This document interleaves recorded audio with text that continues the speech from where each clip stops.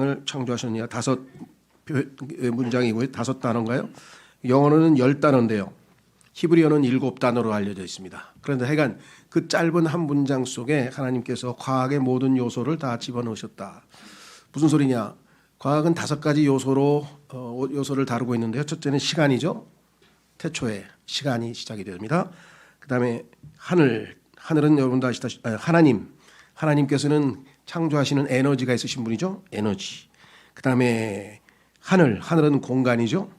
그 다음에 땅은 물질입니다. 그리고 창조하셨느니라 운동.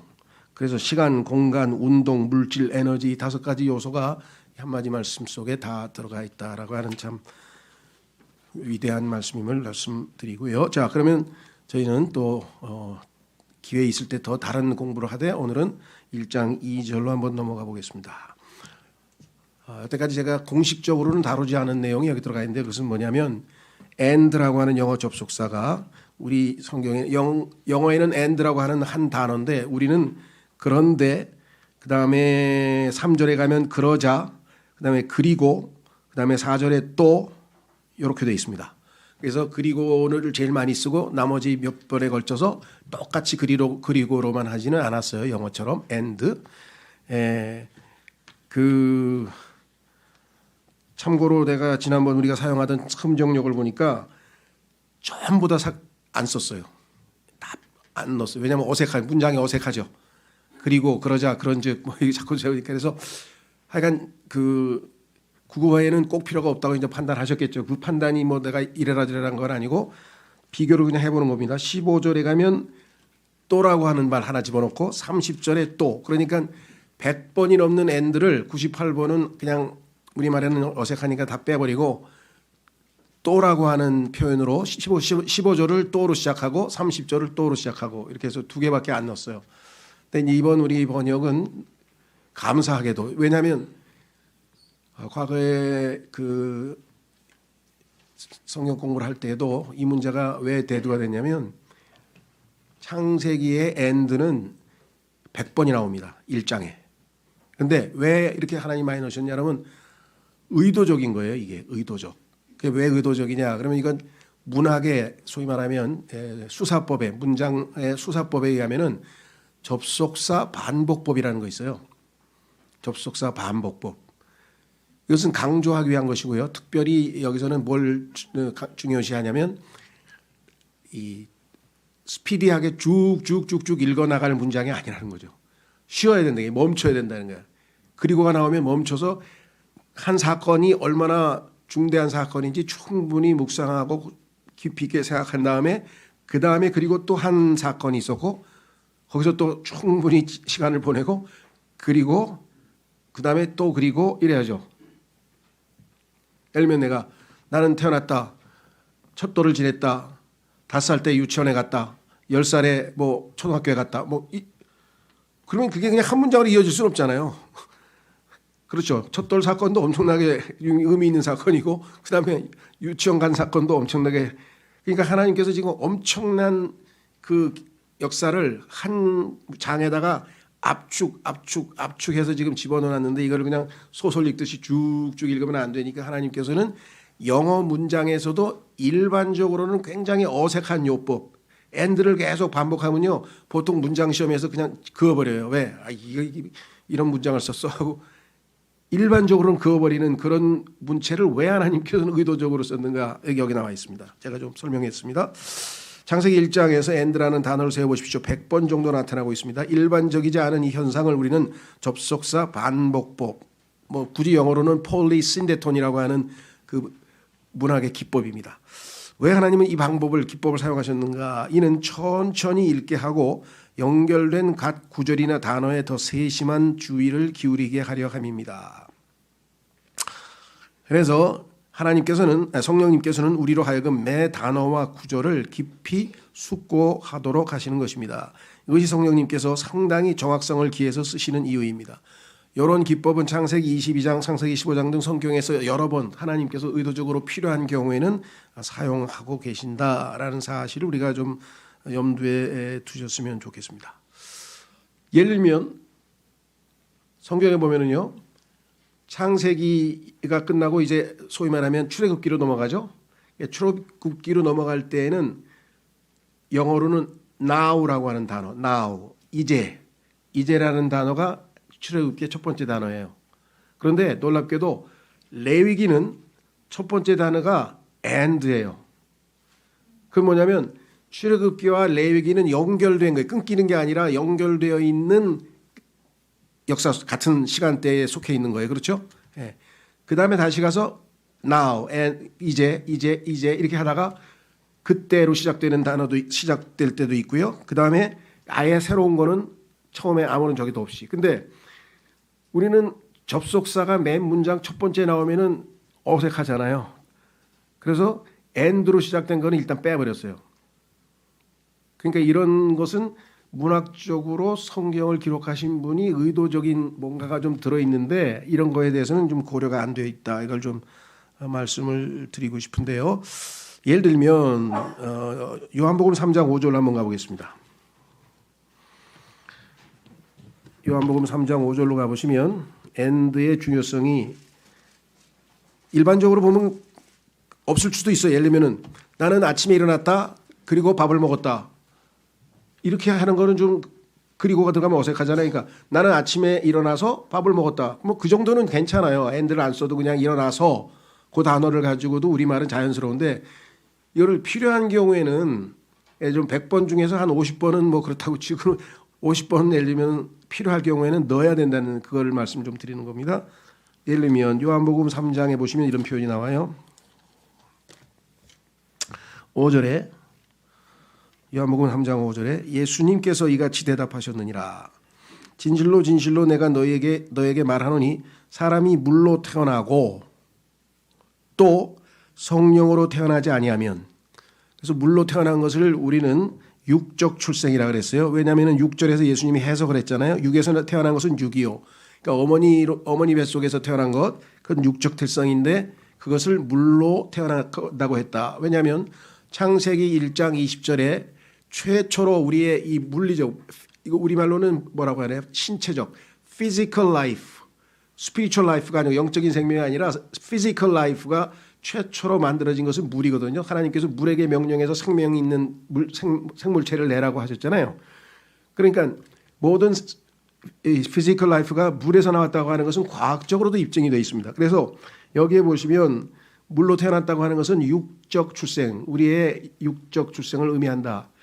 이것을 증명하는 성경 구절이 많이 있어요. 예를 들면 예수님께서는 물로만 오신 것이 아니라 피로 오셨다. 그러면 물로는 예수님이 육체적으로만 태어난 게 아니라 예수님의 피는 하나님의 피이기 때문에 하나님의 아들도 되고 사람의 아들도 되시는 분이다. 예수님의 두 가지 성격을 얘기할 때 성경에서 요한일서에서 물로 태어나고 또 피로도 태어나셨다 이렇게 표현하시거든요. 피로도 오셨다.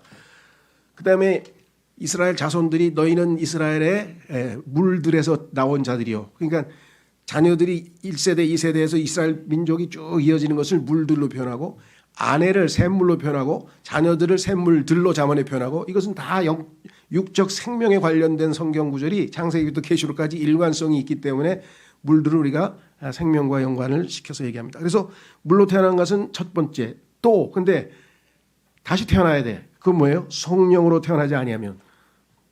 그런데 이거를 물과 성령으로 다시 태어나지 아니하면 이렇게 해서 물과 성령을 and를 그냥 과로 이렇게 붙여버리면 대부분의 해석은 어떻게 하냐. 물과 성령으로 거듭나야 된대 라고 하는 것이 개신교의 95% 넘는 사람들의 해석입니다. 그럼 어떻게 됩니까? 물을 베드로전서에 가니까 말씀으로 태어난다 그랬다. 그러니까 성경에 보니까 하나님의 말씀이 물로도 표현되어 있잖아요. 그렇죠? 예. 그래서 에베소서에 보니까 물로 씻고 이게 하나님의 말씀이다. 그러니까 물과 성령으로 우리가 거듭났다. 그 말은 맞는 말이에요. 그렇죠? 왜? 하나님의 말씀이 물로 표현됐다고 한다면. 그러나 지금 요한복음 3장 5절에서는 지금 그 물이 그 물을 얘기하는 것이 아니에요. 왜? 예수님이 문맥에서 해석을 하고 있잖아요. 6절에서. 물로 태어난 것은 육으로 태어난 것이고 또 한 번 영으로 태어나야 된다고 한다. 그러니까 어떤 말이 맞다고 해서 이걸 아무 데다 갖다 끼면 안 되는 거죠. 여기서는 물과 성령으로 우리가 거듭났습니다 할 때는 교리적으로 틀린 건 없어요. 그런데 이 여기를 해석할 때 이 물을 말씀으로 해석하면 안 된다는 거죠. 우리가 말씀으로 한번 태어나고 그 다음에 성령으로 다시 태어났습니까? 그건 아니잖아요. 그러니까 할 수 없이 어색하니까 뭐야? 물과 성령을 그렇게 and를 없애버려 가지고 이렇게 묶어 가지고 마치 물과 성령으로 다시 태어난 것처럼 이렇게 해서 교리가 오도가 된다고 하는 것이죠. 그래서 and가 필요한 경우는 지금부터 뭐 수백 가지를 얘기할 수 있어요. 근데 이거를 뭐 우리가 여기서 문법 공부하려고 하는 건 아니니까 샘플로 한 가지만 더 말씀드려 볼게요. 디모데후서. 그렇기 때문에 어색하더라도 and를 다 살리는 것이 성경 번역에서는 중요하다.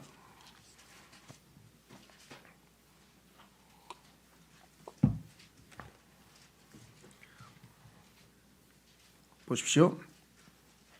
디모데후서 4장 1절에 그러므로 내가 하나님 앞에서와 주 예수 그리스도 곧 그분이 나타나실 때 하나 그리고 그분의 왕국에서 살아있는 자들과 죽어있는 자들을 심판하실 분 앞에서 너희에게 명하노라. 그러니까 그분께서 나타나실 때 한 번, 그 다음에 그분의 왕국에서 한 번, 두 번의 심판이 있는 거죠.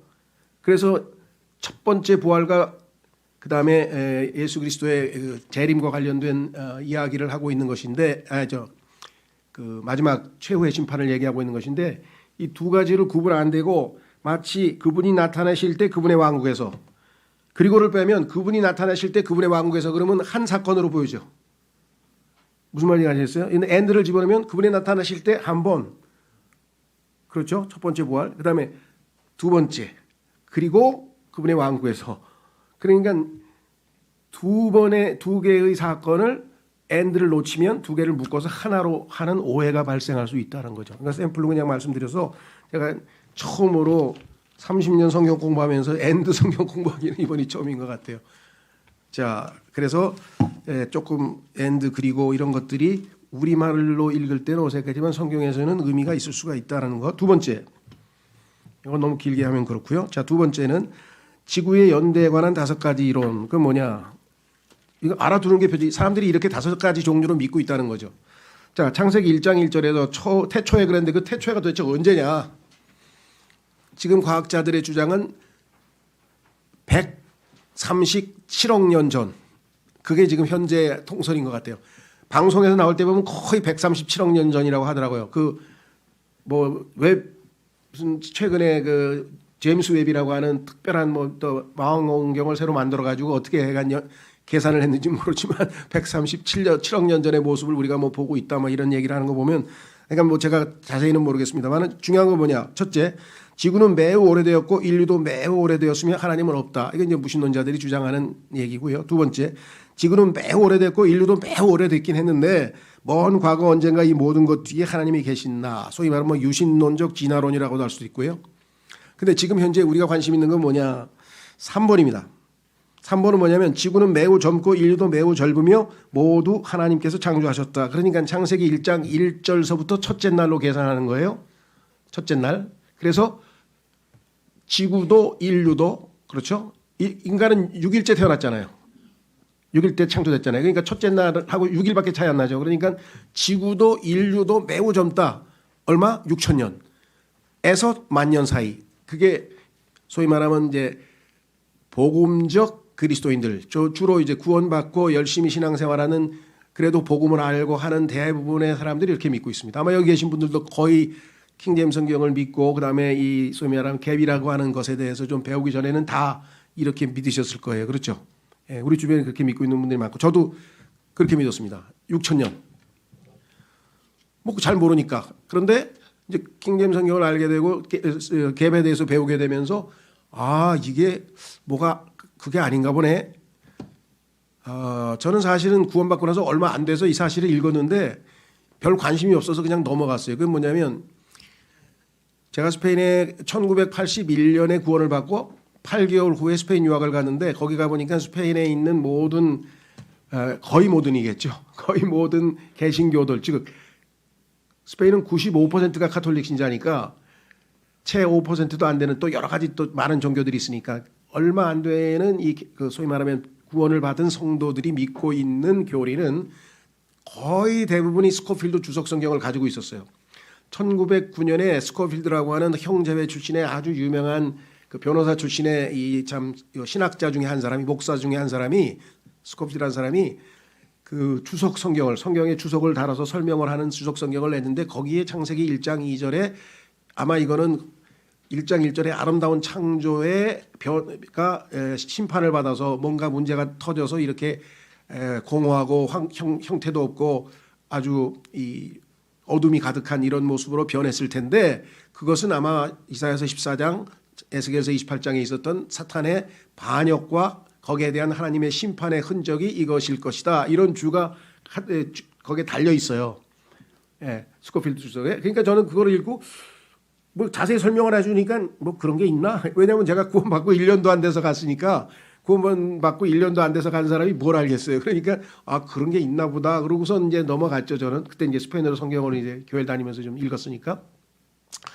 나중에 구원받을 때에는 거의 다 이제 소위 말하면 이 창조 과학이라 그러죠. 미국의 이제 그 유명한 창조 과학자들이 우리나라에 와서도 우리나라에서도 창조 과학자들의 모임이 있습니다. 그래서 거기서는 다 젊은지구 젊은 이 인류를 가리켰어요. 그러니까 6,000년 설을 가리켰거든요. 그러니까 저도 뭐 당연히 그런가 보다 그러고 이제 뭐 믿었죠. 그런데 지금 생각이 바뀌어서 이제 아 이게 이렇게 됐나 보다 하고 제가 이제 소위 말하면 갭에서 설명하는 내용을 이제 믿게 된 거죠. 네.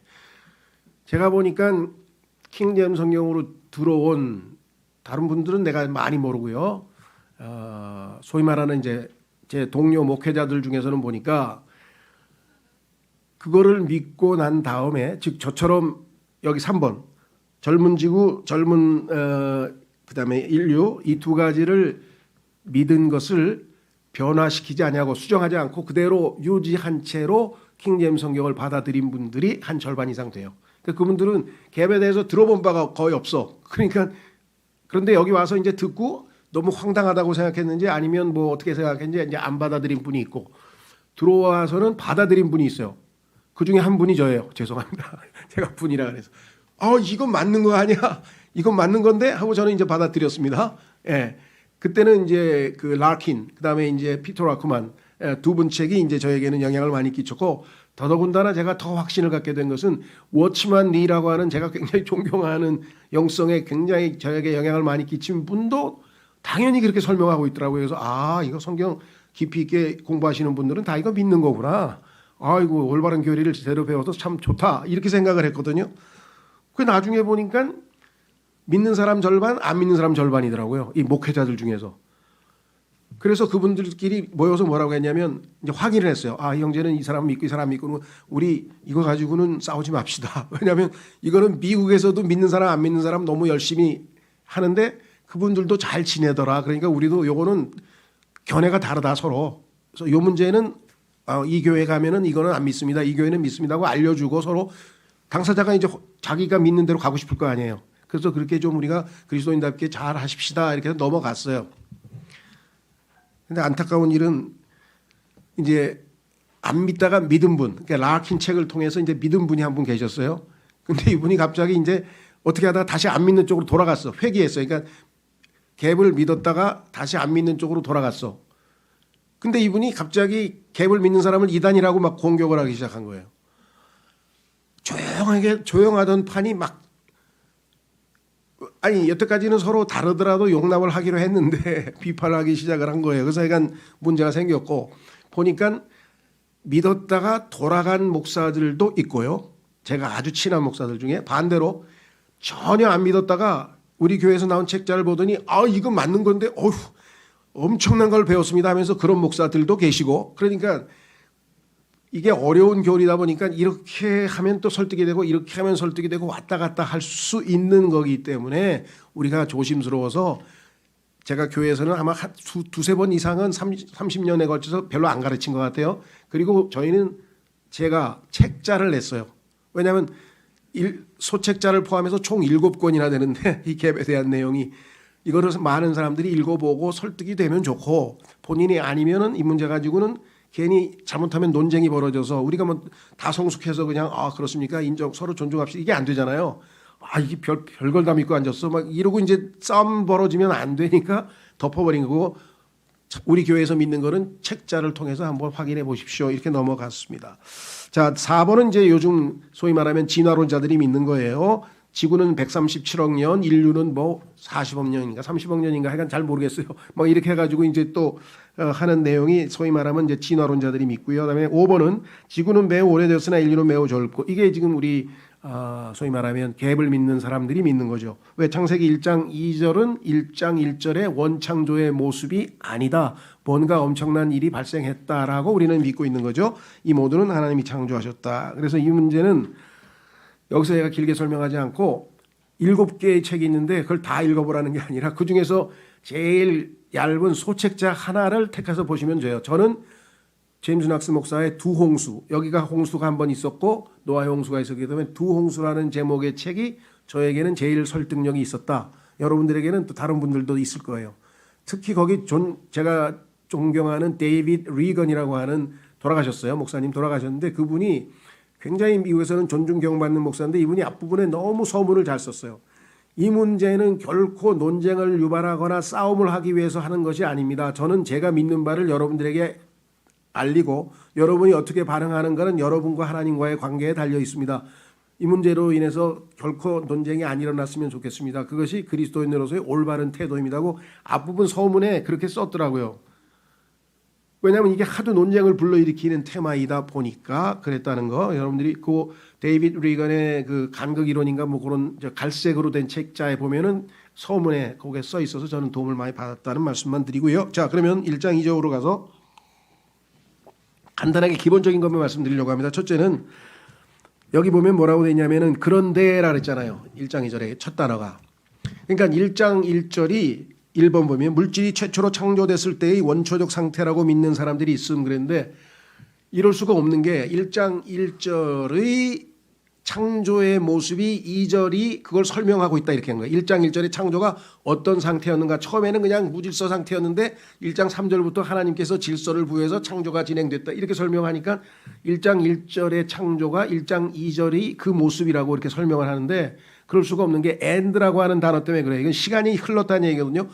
처음에 창조했을 때 모습이 아니에요. end라고 하는 것은 어떤 행동이 끝나고 그리고 그 다음 행동이라는 얘기니까 문법적으로도 설명이 안 되고요. 두 번째, 성경에 보면 하나님께서 여기는 지금 형태가 없고 공허하다 그랬는데 그렇게 창조하시지 않았다고 써 있습니다. 자, 그래서 여기 보시면 2번에 보시면 그러나 실은 최초의 창조 후에 일어난 대재앙이라 이렇게 지금 설명을 했는데, 두 가지만 먼저 보겠습니다. 성경 이사야서 45장 11절, 이사야서 45장 11절 화면에 띄워주시면 좋겠어요. 자, 이렇게 써 있습니다. 이는 하늘들을 창조한 주 곧 땅을 조성하고 그것을 만든 하나님이 친히 이같이 말하기 때문이라. 그가 땅을 확고히 세웠도다. 그는 땅을 헛되이 창조하지 아니하였노라. 그는 땅을 거주하는 곳으로 형성하였도다. 나는 주여 다른 이가 아무도 없느니라. 그러니까 하나님께서는 누군가가 거기에 거주하도록 지었는데 텅 비어 있다. 이거는 성경적으로 옳지 않다. 이렇게 설명을 했고, 자, 요거는 하나 찾아보겠습니다. 왜냐하면 똑같아요. 창세기 1장 2절의 표현하고 형체가 없고 공허하다고 하는 영어 표현이나 한글 표현이나 똑같은 표현이 예레미야 4장에 나옵니다. 이걸 한번 찾아보겠습니다. 좀 참조 구절로 써놓으셔도 좋고요. 자, 예레미야 4장에 가면은 이렇게 써 있어요. 23절에 예레미야 4장 23절.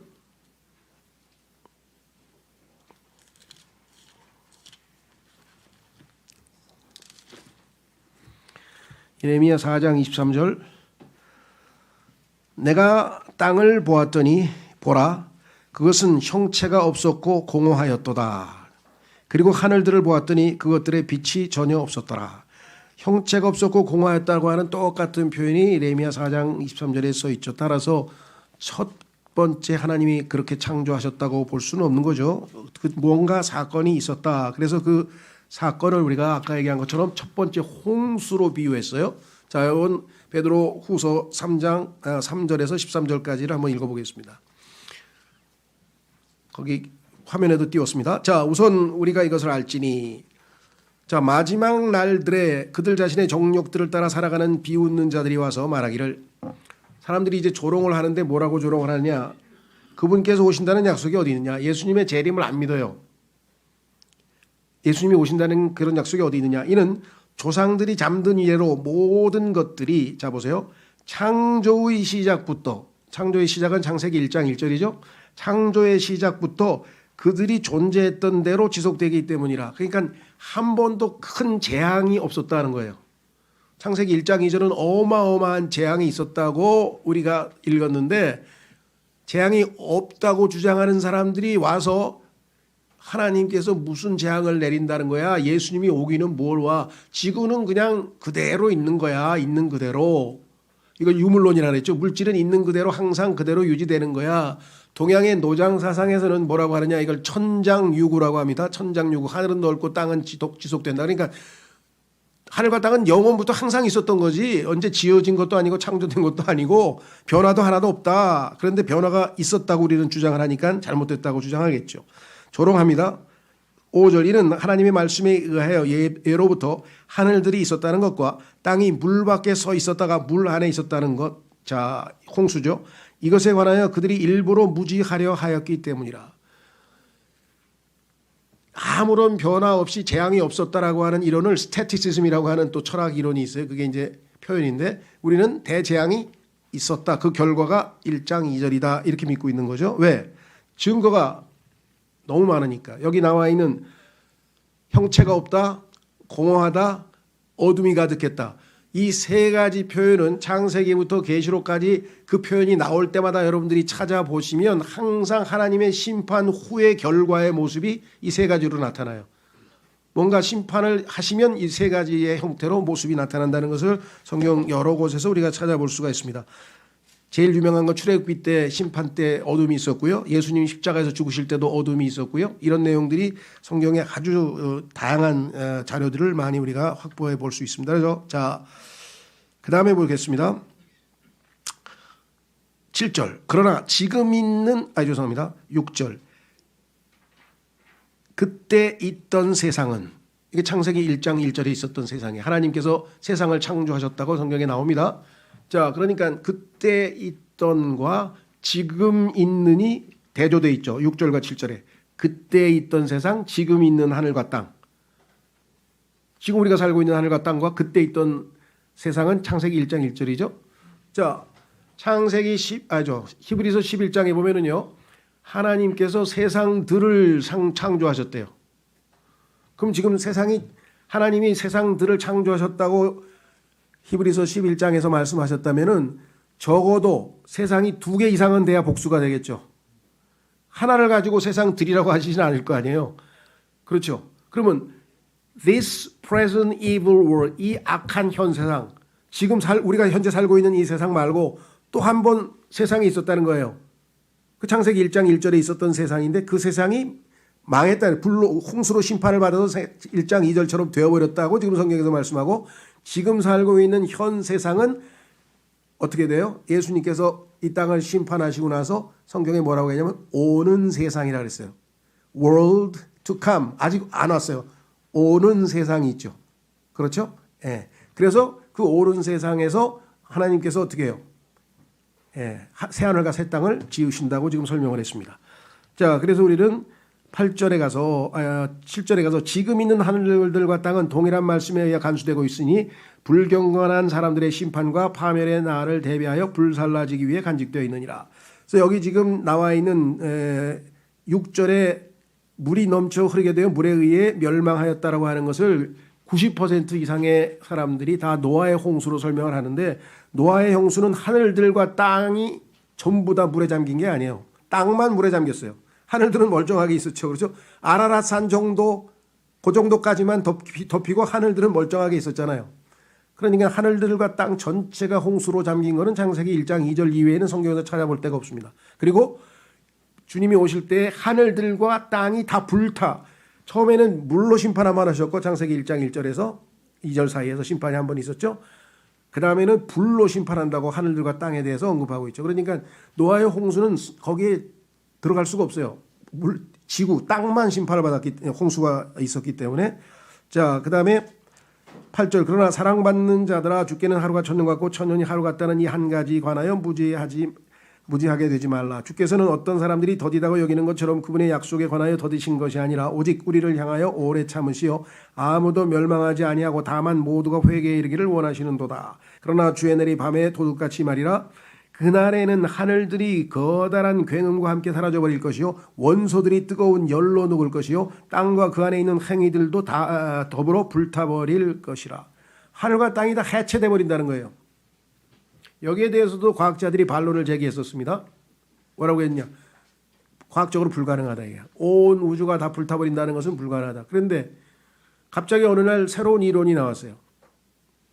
그러니까 물질이라는 게 있었는데 반물질이라고 하는 게 발견이 된 거예요. 반물질.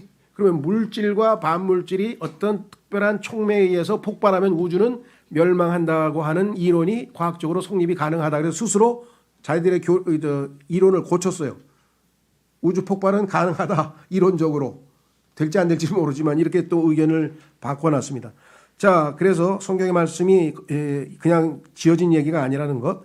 11절 그렇다면 이 모든 것들이 분해될 것이므로 너희가 모든 거룩한 생활 방식과 경건함 가운데 마땅히 어떤 부류의 인물들이 되어야겠느냐.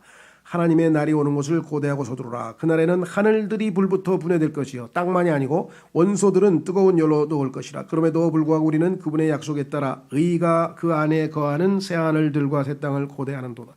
성경에서는 세상들, 지금 현재도 우리가 살고 있는 현 세상이 있고 옛 세상, 그때 있던 세상이 있고 두 개가 있고 주님이 오시면 새로운 세상, 오는 세상이라고 성경에 표현되어 있는 것이 있습니다. 그래서 우리는 이 문제에 대해서는 여기까지만 말씀을 좀 드리고요. 한 가지, 4번에 보시면 제가 이렇게 썼죠. 3번에 2절 이유는 최초의 창조에 된 것이 아닌 폐허가 된 것을 다시 세우는 회복에 대한 이야기. 그래서 우리는 회복과 관련된 얘기를 좀 하려고 합니다. 첫 번째 4번에 보시면 1절과 1, 2절 사이에 존재하는 미지의 기간. 요거는 과학자들이 얘기하는 것처럼 이게 뭐 몇 억 년이니 몇십 년인지 그건 모릅니다. 그건 이제 추정일 뿐이고 어떻게 계산했는지 모르지만은 미지의 기간이 있다는 거예요. 그래서 우리는 갭이 있었다고 하는 것을 인정하고 이것은 성경에서 자주 사용하시는 기법이에요. 성경에서 보면요, 문장 속에서 콤마 하나로 2000년 또는 콤마 하나로 1000년을 건너뛰고 갭이 있는 경우가 여러 곳곳에 나옵니다. 그렇죠? 그것 때문에 갭이 여기만 있는 게 아니에요. 갭은 성경에 보면 자주 등장하는 하나님의 표현 기법 중에 하나다 그랬습니다. 상식적으로 생각했을 때 욥기 38장에서 하나님께서 땅을 창조하셨을 때 새벽별들과 하나님의 아들들이 큰 소리로 환호성을 질렀어요. 즐거워서, 너무 기뻐서, 너무 멋있어서 하나님의 창조가. 그러면 창세기 1장 2절의 모습을 보고 막 찬송을 부를 수는 없잖아요. 그 다음에 두 번째, 창세기 1장 땅을 창조하시는 것을 구경한 누군가가 있었다? 이건 또 무슨 소리냐? 그러면 그들은 누가 언제 창조된 겁니까? 사탄과 천사들은 언제 창조된 거예요? 이것도 만약에 1장 1절부터가 6000년 첫째 날에 해당된다고 하면은 설명할 길이 없어요. 갭이 있을 때만 설명이 가능하죠. 예. 그리고 당연히 거의 대부분의 그분들 성서학자들은 이제 이사야서 14장과 에스겔서 28장에서 마귀가 하나님께 반역을 저질렀고 그 반역에 대한 하나님의 심판으로 1장 2절의 모습이 되었다. 이렇게 얘기를 합니다. 그 다음에 오늘날 한 가지 짚고 넘어갈 것은 여기 5번째 보면 3절부터 오늘날 계측 가능한 시간이 시작됨. 이건 무슨 소리냐? 창세기 1장 1절서부터 1장 3절에 이르기까지는 그 시간을 가늠할 수가 없어요. 왜냐하면 오늘날에 우리가 시간을 측정하는 것은 저녁, 아침, 하루가 24시간 간 거죠. 저녁, 아침, 24시간, 저녁, 아침, 24시간 이렇게 하루하루 가는데 그 하루가 시작된 첫 출발은 어디냐면은 창세기 1장 3절이에요. 한번 보겠습니다. 창세기 1장 3절로 가면 오늘날 현재 우리가 측정할 수 있는 시간의 첫째 날, 그러니까 제1년 제1일 첫째 날이 언제냐? 창세기 1장 3절부터예요. 보세요, 뭐라고 했나? 그리고 하나님께서 말씀하시기를 빛이 있으라 하셨느니라. 그러자 빛이 있었더라. 또 하나님께서 그 빛을 보셨으니 그것이 좋았더라. 그런즉 하나님께서 그 빛을 그 어둠에서 나누셨더라. 그리고 하나님께서 그 빛을 낮이라고 부르셨으며 그 어둠을 밤이라고 부르셨더라. 그리고 저녁과 아침이 첫째 날이었더라.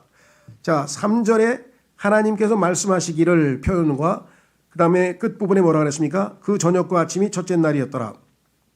6절 그리고 하나님께서 말씀하시기를 8절 그리고 그 저녁과 아침이 둘째 날이었더라. 9절 하나님께서 말씀하시기를 그렇죠? 자, 그 다음에 밑으로 내려가서 13절 그리고 그 저녁과 아침이 셋째 날이었더라. 이렇게 해서 계속해서 24시간 하루하루를 정의하는 것은 첫째 날서부터 구조가 똑같아요. 하나님께서 말씀하시기를 뭐라고 그리고 그 저녁과 아침이 첫째 날. 그 다음에 여섯째 날까지 똑같이 가요. 그 얘기는 뭐냐면 창세기 1장 1절과 2절은 현재 우리가 계측 가능한 시간과는 별도의 것으로 여긴다는 거죠. 그 증거 구절이 욥기 22장 16절에 나와 있고 이것은 두 홍수라고 하는 아까 얘기한 제임스 낙스 책에 설명이 나와 있습니다. 자, 거기 보면은 우리말도 표준역도 그렇고 흠정역도 그렇고 정확한 번역이 아니라고 생각해요. 왜냐하면 갑자기 out of time이 나왔어요. 그러니까 흠정역은 때가 되기 전에라고 번역했고 이 표준역은 때가 맞지 않게 이렇게 번역을 했는데 실제 이 전체 문맥을 보면은 그것은 아시다시피 out of time 하면 시간의 바깥이에요. 창세기 1장 3절이 오늘날 첫째 날로 시작이 됐다고 한다면은 그렇죠? 지금 살고 있는 우리 이 세상이 첫째 날이 창세기 1장 3절이에요. 그렇죠? 예. 그래서 거기서부터 계산해서 우리가 얘기하는 뭐 6,000년 정도 된다. 우리가 이제 젊은 인류를 얘기할 때 그렇게 표현을 하는 거죠. 자, 그다음에 이제 거기 보면 이렇게 써 있죠. 출애굽기 20장 11절 보십시오. 성경 구절 보시면 출애굽기 20장 11절에 보면은 아까 그 욥기 22장 16절에는 때에 맞지 않게라고 이건 제가 번역을 한번 제안하려고 합니다. 이거는 흠정역도 표준도 정확하지가 않은 것 같아요. 5번에 가면은 출애굽기 20장 11절에 이는 6일 만에 주가 하늘과 땅과 바다와 그것들 안에 있는 모든 것을 만들었고 자 창조가 아니라 만들었죠. 그러니까 1장 3절서부터 시간을 재는 거예요. 왜? 하나님이 만들어 놓은 물질을 가지고 만들었을 때에는 창조란 말을 쓸 수가 없죠. 없던 것이 생길 때만 쓸 수 있잖아요. 자, 그래서 만들었다고 했어요. 창조가 아니고. 그래서 1장 3절서부터 시간에서 첫째 하루가 지났고 그다음에 일곱째 날에 안식하였다고 성경에 써 있죠. 그러니까 하나님께서 안식을 한 일곱째 날이 24시간 하루라고 한다면 당연히 나머지 6일도 24시간이죠. 그래서 저희는 6일 창조를 믿는데 6일은 첫째 날이 1장 3절서부터 시작한다는 것과 1장 1절부터 시작되지 않는다는 것의 차이입니다. 1장 1절서부터 시작된다고 하는 사람들은 오늘날 우리가 일반 개신교에서 믿는 것처럼 젊은 지구 젊은 인류를 얘기할 때 그렇게 표현을 합니다. 자, 그래서 우리는 이제 욥기 38장 7절에 언제 새벽별들이 함께 노래하였으며 하나님의 아들들이 모두 즐거움으로 환호하였느냐. 그러니까 창세기 1장 1절의 모습은 아름답고 완벽한 창조였지 창세기 1장 2절에 그렇게 폐허가 된 모습이 아니었다라는 말씀을 드립니다. 자, 그러면 오늘 사실은 제가 이 얘기를 제일 중요시 여기려고 하는데요. 그것은 뭐냐? 4번. 마지막 테마의 4번에 보시면 뒷면으로 넘기시면 거기 써 있죠. 저는 왜 이것이 하나님의 심판의 흔적으로 나타난 1장 2절의 모습을 하나님께서 차참 한 단계 한 단계 회복하시는 과정과 우리가 죄인으로서 어둠 가운데 있다가 회복되어져서 구원을 받는 모습과 정확하게 일치하는지를 아더 핑크, 제임스 낙스, 그 다음에 피터 호크만 또 누굽니까? 예. 그러니까 이런 분들을 포함해서 다들 뭐라고 하냐면 누굽니까? 또 로마서 웃지 마라 간조도 그렇고 그러니까 하나님께서 창세기 1장 2절에 폐허가 된 그 세상을 회복시켜서 창세기 1장서부터 재창조하시는 그 모습과 우리가 어둠 가운데 있다가 빛을 받고 성령의 도우심을 받아서 드디어 생명을 얻고 구원받는 과정이 정확하게 일치한다고 하는 그것을 굉장히 많이 설교를 했습니다. 그래서 제가 이걸 요약을 해서 좀 설명을 하려고 합니다. 오늘 사실은 초점은 이거였는데 짧지만 15분 정도 남아있지만 우리가 한번 정확하게 이해를 해볼 수 있을 것 같아요. 자, 옛 창조를 재구성함에 있어서 창세기 1장 1절의 옛 창조를 하나님께서 파괴된 것을 다시 1장 3절에 재구성을 하고 계시죠. 첫 번째가 뭡니까? 하나님께서 말씀하시잖아요. 그렇죠? 자, 그런데 하나님께서 말씀하시기 전에 놀라운 역사가 있었어요. 1장 2절이 100% 네거티브, 부정적인 심판의 흔적만 있는가? 아니죠. 반전이 있었죠. 엄청난 반전이 있었어요. 그게 뭡니까? 하나님의 영이 수면에서 움직인 거예요. 그 폐허 위에 하나님의 영이 수면에서 움직이고 계신 거예요. 자, 보세요. 뭐라고 되어 있는가? 성경에 보시면 그리고 하나님의 영께서 물들의 표면 위에 움직이셨더라. 로마서에 보면은 하나님의 영은 생명의 영이라 그랬는데 지금 생명 창조의 준비 과정이 여기에 있었던 것이죠. 자, 여러분들, 그래서 제가 이렇게 썼습니다. 4번에 옛 창조를 재구성함에 있었다는 순서는 새 창조와 정확히 일치함. 새 창조, 우리가 예수 그리스도로 말미암아 새롭게 창조되어서 새로운 창조물이 되었죠.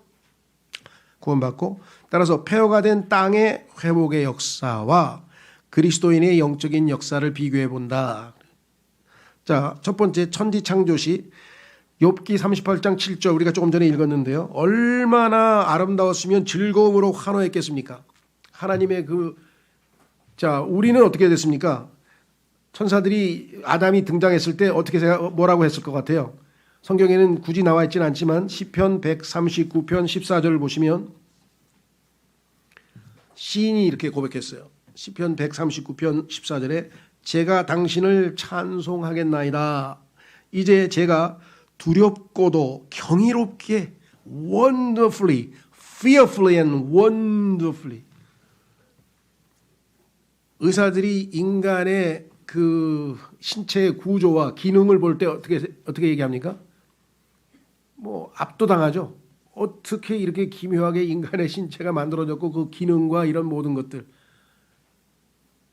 그래서 거기에 대해서 뭐 하여간 몸의 신비에 관해서는 의사들이 쓴 책도 많이 있습니다. 하나 침은 왜 생겼으며 침샘이 왜 있어야 되며 뭐서부터 하여간 하나하나 보면은 경이로움의 극치입니다. 그래서 시편 기자가 그랬어요. 제가 두렵고도 경이롭게 지어졌기 때문이다. 당신의 역사들은 경탄스러우니 그것을 재원이 아주 잘 알고 있나. 창세기 1장 1절을 보고 하나님의 아들들이 찬송을 부르면서 막 경탄스러웠듯이 인간의 창조도 얼마나 놀라운 것이었느냐. 그런데 창세기 1장 2절에 엄청난 심판, 반역과 심판이 있었듯이 인간도 창세기 3장의 죄로 말미암아 엄청난 반역과 하나님의 심판이 있었다는 것이죠. 그래서 결국은 인간은 하나님께 다가설 수 없고 이제 드디어 어둠 속에 파묻히게 되었다라고 성경은 말씀합니다. 그래서 두 번째 제가 이렇게 썼습니다. 형체가 없고 공허하게 된 땅, 그리고 어둠, 아담, 그러니까 공허하게 된 땅, 형체가 없는 땅, 어둠, 이 세 가지 요소가 첫 번째 하나님의 창조의 심판의 결과라고 한다면 아담도 죄를 짓고 나서 어떤 일이 되느냐. 아담 역시 타락과 어둠 속에 놓였다 그랬습니다. 자, 골로새서 1장 13절로 가보시면요. 골로새서 1장 13절. 그분께서는 우리를 어둠의 권능으로부터 구해내셨으며 여러분과 제가 죄를 짓고 나서 구원받지 못한 상태의 우리의 상태를 하나님께서는 어둠의 상태라 그래요. 어둠 가운데 있었다. 빛이 임했는데도 그걸 못 알아봤다고 요한복음 1장에서 주님께서 말씀하셨죠. 네. 어둠의 권능에서 구해내셨으며 우리는 구원받기 전에 다 어둠 가운데 있었어요. 창세기 1장 2절의 모습을 하고 있었어요. 그분의 소중한 아들의 왕국으로 우리를 옮기셨느니라. 그래서 우리가 구원을 받게 되었다 그랬습니다. 그런데 놀랍게도 이 땅이 회복하기 직전에 하나님께서 빛이 있으라 하면서 회복의 작업을 시작하기 전에 성령께서 밑 작업을 하고 계셨죠. 물밑 작업. 그게 뭐예요? 지면 위에 그 공허하고 형체가 없는 어둠 가운데 있는 그 물 위에 지금 하나님의 영께서 그 위에 움직이셨다. 표면 위에 움직이셨다라고 성경이 분명히 말씀하신 것처럼 모든 죄인에게도 지금 성령께서 역사하고 계십니다. 그 증거가 요한복음 16장 8절에서 11절까지입니다. 확인해 보겠습니다. 여러분들은 알고 계셨는지 아니면 느끼셨는지 모르지만 여러분들이 구원받기 전에 이미 성령께서 여러분의 마음속에서 창세기 1장 2절에 작업을 하고 계셨어요. 여러분의 마음 위에 움직이고 계셨어요. 자, 어떻게 했는가 보세요. 8절. 요한복음 16장 8절. 그리고 그분께서 오시면, 그분은 성령님이십니다. 지금 성령이 오신다 그랬으니까 죄에 대하여 의에 대하여 심판에 대하여 세상을 책망하시리라. 2000년 전 오순절날 성령께서 임하셨을 때 그때부터 성령께서는 모든 죄인들의 마음에 가셔서 세 가지를 책망하셨어요. 세 가지를 꾸짖었어요. 인간의 상태에 대해서. 첫 번째, 죄에 대하여라면 너는 죄인이다 라는 것을 성령께서 우리에게 알려주시는데 여러분 생각이 어떻습니까? 어이 무슨 말씀이에요? 저는 제가 스스로 깨달았어요. 죄인인지를. 제가 얼마나 죄를 많이 지었는데요. 예. 죄를 지어서 죄인이라고 생각하는 것은 성령님의 깨달음이 아니에요. 성경에는 죄를 지어서 죄인이라고 그렇게 안 돼 있어요. 놀라시는 분도 없네. 벌써 다 알고 계시나 봐. 예. 우리는 죄를 지어서 죄인이 된 게 아니에요. 죄인으로 태어났기 때문에 죄를 짓는 거예요. 생각해 보세요. 개가 멍멍 짖어서 개가 된 겁니까? 개이기 때문에 명명 짓는 겁니까? 죄인이기가 죄를 짓는 거지 죄를 지었다고. 그러면 만약에 개가 어느 날 갑자기 그냥 야옹야옹 하면 고양이가 됩니까? 그건 아니잖아요. 그렇죠? 우리도 죄인이야. 그런데 어떨 때 보면 저 사람 죄인이 아니고 뭐 신사처럼 그냥 의인처럼 행동하네. 그런 사람이 더러 있어요. 순간적으로 잠깐 교육을 하도 그렇게 받다 보니까 그렇죠? 예. 남들이 욕해도 잘 용납하고 화내지 말거라 그래가지고 꾹 참고 화 안 내는 사람이 있어요. 그렇다고 그 사람이 죄인이 아닌가요? 예. 자, 죄인으로 태어났기 때문에 죄인이다. 그래서 너는 죄를 짓는 거야. 너는 성품이 본성이 죄인이야. 그거를 성령님이 아니면 깨닫게 해줄 수가 없어요. 그러면 예수님 믿고 나서 여러분들이 그때부터 예를 들면 1년 동안 죄를 한 번도 안 지었다. 그러면 여러분 죄인 아닙니까? 죄 안 졌으니까 난 죄인 아니지. 천만의 말씀. 죄인인데 잠깐 쉬고 있는 거야. 언젠가 또 죄를 지을 거야. 찬스만 오면 또 죄를 지을 거야. 그렇죠. 죄인이 죄 짓는 게 너무나 당연한 거 아니겠어요? 예. 그러니까 죄인이 죄를 안 짓고 하나님 뜻대로 살면 그건 기적인 거죠. 그렇죠? 자, 두 번째. 의에 대하여라 하면 내가 나의 아버지께로 가므로 너희가 나를 더 이상 보지 못하기 때문이요. 자, 이 세상에 있는 모든 인간은 다 죄인이기 때문에 그렇죠? 다 죽어서 하늘나라의 아버지께로 못 갔어요. 근데 예수님 한 분만 아버지께로 갔어. 그러면 그게 뭘 입증합니까? 온 우주에 이 세상 온 세상에 의인은 딱 한 분밖에 안 계신다 이거예요. 의인이신 예수님은 아버지 의로우신 아버지께 나아갈 때 아무 거리낌이 없어. 그리고 아버지가 받아줘. 그런데 다른 사람들은 다른 인간들은 다 죄인이기 때문에 아버지께로 갈 수가 없어. 죄가 가로막아서 갈 수가 없어. 안 받아줘. 다 쫓겨나. 그러니까 예수님은 뭐야? 그 사람들에게 알려주는 거야. 너희들 죽은 다음에 나처럼 아버지한테 갈 수가 있어. 나는 가는 거야. 나는 의인이기 때문에 의롭기 때문에. 그게 의야. 알겠어? 이렇게 가르쳐 주는 거죠. 세 번째. 심판에 대하여는 이 세상의 통치자가 심판을 받기 때문이라. 심판은 무엇인가? 이 세상의 통치자가 심판을 받았어요. 그렇죠? 어떤 분은 가만있어 봐. 근데 왜 마귀가 우는 사자처럼 돌아다녀요? 심판 받았는데. 요 이제 심판이란 단어를 좀 오해해서 그래요. 그게 뭐냐면 재판으로 치면 선고는 내려졌어. 너는 뭐예요? 영원한 불못, 불호수. 딱 심판은 떨어졌어. 근데 지금 뭐예요? 집행은 아직 안 됐어. 집행. 예. 그때가 아직 안 됐기 때문에 집행의 때가 있죠. 사형 선고 받은 다음에 어떤 사람은 30년 있다가 집행당하는 사람도 있죠. 집행을 늦게 하면은.